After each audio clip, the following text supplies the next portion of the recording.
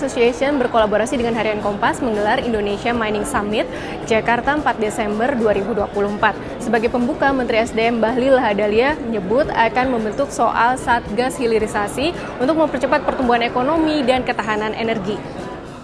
Hari ini pemerintah sedang menggodok berbagai regulasi yang membuat iklim investasi bagus, tidak susah.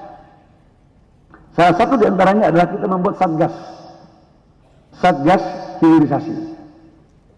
Hilirisasi ini sebagai bahan penting dalam rangka mendorong penciptaan nilai tambah, pertumbuhan ekonomi, dan sekaligus untuk menciptakan lapangan pekerjaan yang berkualitas. Tidak ada cara lain untuk pertumbuhan ekonomi kita di atas 6%, bisa sampai 7 atau 8. Salah satu di antaranya mesin pertumbuhannya adalah hilirisasi. Karena itu dibentuk Satgas Hilirisasi supaya terintegrasi, supaya izin-izinnya bisa cepat kita selesaikan. Kalau tunggu AMDAL 1 tahun, kalau tunggu RKAB 2 tahun, kalau tunggu modi berkelahi terus, sampai ayam tumbuh gigi pun akan susah kita menyelesaikan penciptaan nilai tambah secara baik di Republik Indonesia.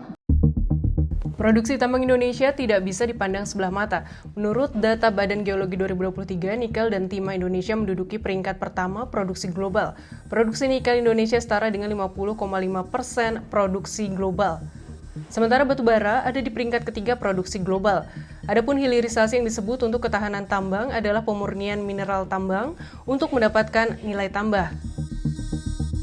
Data mencatat nilai ekspor hilirisasi nikel dan tembaga meningkat tajam dari hanya sekitar 20 triliun rupiah sebelum 2020 menjadi lebih dari 600 triliun rupiah pada tahun 2023. Proses ini memastikan bahwa nilai tambah dari pengolahan bahan tambang dapat dinikmati di dalam negeri, bukan hanya oleh negara-negara pengimpor bahan mentah dari Indonesia.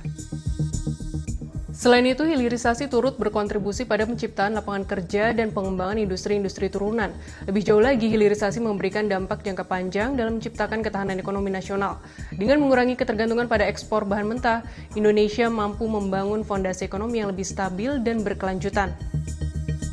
Adapun Kementerian Investasi dan Hilirisasi BKPM telah menyusun peta jalan hilirisasi untuk 28 komoditas strategis yang mencakup 8 sektor yang memiliki nilai potensial investasi mencapai 618 miliar dolar AS, membuka lapangan kerja bagi 3 juta orang, dan meningkatkan PDB sebesar 236 miliar dolar AS.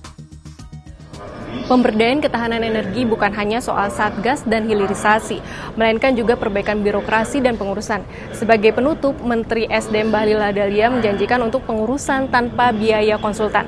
Sampai jumpa di Indonesia Mining Summit tahun depan. Mohon agar teman-teman yang mengurus di Minerba jangan lagi pakai konsultan. Konsultan ini selalu markup. Tapi ada konsultan juga yang baik ya. Ada konsultan yang baik juga.